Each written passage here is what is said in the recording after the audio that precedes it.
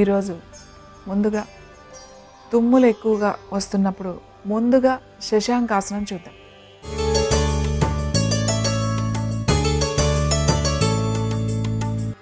వజ్రాసనంలో కూర్చోండి. మీ 2 చేతులు వెనక్కి పెట్టుకోండి. ఎడమ చేత్తో కుడి చేతి మణికట్టును పట్టుకోండి. వెన్నెముక నిటారుగా ఉంచండి. ముందుగా శ్వాస వదులుతూ నెమ్మదిగా ముందుకు వెళ్ళి మీ నుదురును కింద తాకించి నెమ్మదిగా పైకి రావాలి. మెల్లగా కిందకి వెళ్ళండి శ్వాస వదులుతూ.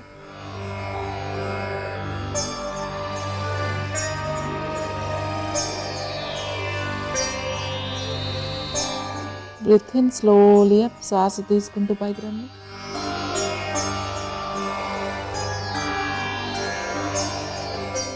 రెండు చేతులు పక్కకు చాప చేయండి. Breathe out.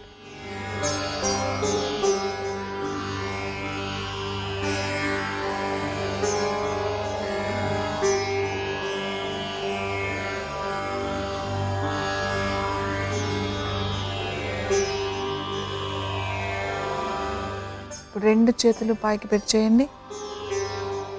Breath out.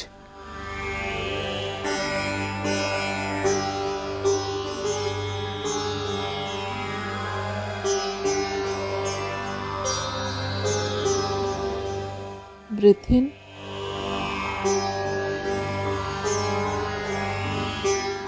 Relax. ఇప్పుడు 2 చేతులు వెనక కలిపి పట్టుకోండి. మీ ఫింగర్స్ 2 జాయిన్ చేసి కలిపి ఉండాలి. మీ చేతులు స్ట్రైట్గా పెట్టండి. మీ భుజాలను కొంచెం స్ట్రెచ్ చేయండి. మీ చెస్ట్ కొంచెం ఎక్స్పాండ్ చేయండి. హ్యాండ్స్ స్ట్రైట్గా పెట్టండి. Breath out. స్లోలీ మీ చేతులు కూడా పైకి తీసుకురండి.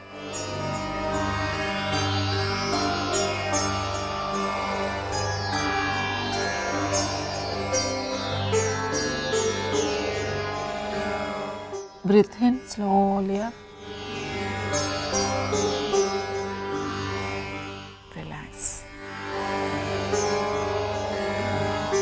చూశారు కదండి శశాంకాసనం, దాని వేరియేషన్స్. అంటే చేతులు వెనకకు పెట్టి పైకి పెట్టి పక్కకు పెట్టి చేయడం. ఈ ఆసనంతో పాటు తర్వాత కపాలభాతి.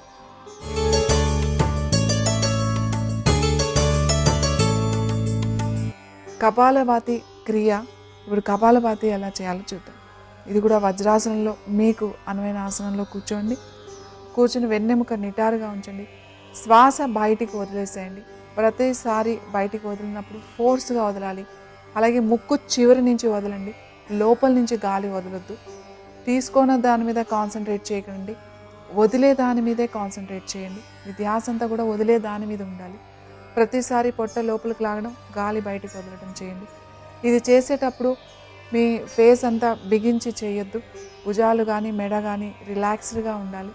ఒక్కొక్కటి చేయండి. సెకండ్కి 1 చేస్తే మీరు ముందుగా స్టార్ట్ చేసేటప్పుడు 10-20 చేయండి.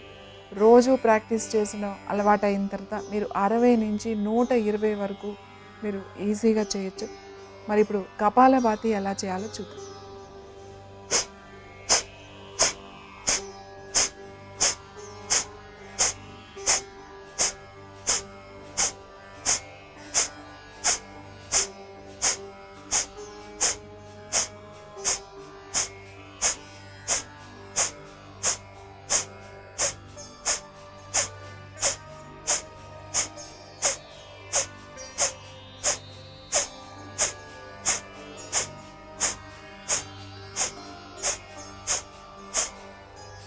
రిలాక్స్. నెమ్మదిగా కళ్ళు తెరండి.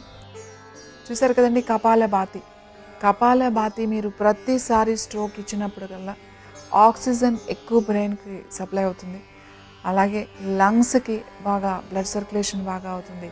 మరి మీరు ప్రతిరోజు ఈ ఆసన ప్రాణాయామాలను చేస్తారని ఆశిస్తూ నమస్తే.